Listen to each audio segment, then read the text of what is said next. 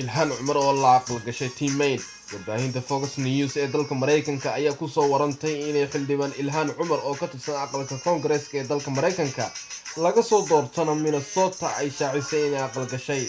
ilhaan ayaa barteeda Instagram-ka soo dhigtay sawir iyada iyo saygeeda cusub ee team ayaa hore u ahaa taliyaha ilhaan cumar ee arrimaha siyaasadda.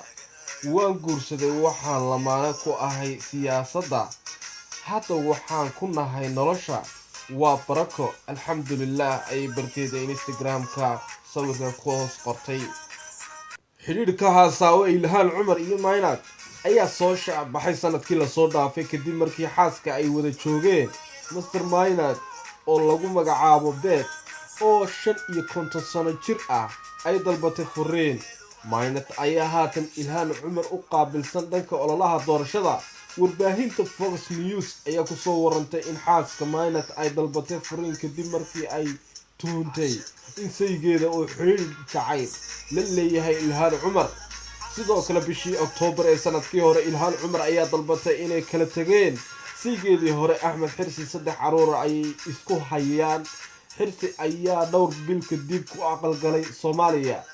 xiriirkeyga guur waxa uu burburay si aan ka soo kabasho lahayn, sidaas waxaa lagu sheegay dacwad ay maxkamadda Minnesota u gudbisay ilhaan cumar. waxay ilhaan sheegtay inay raadinayso sharci ilaalinaya carruurta, waxayna maxkamadda weydiisatay inay u oggolaadaan goob sharciga waafaqsan oo si wada jir ah loogu hayn karo 3 cunug ee ay dhaleen.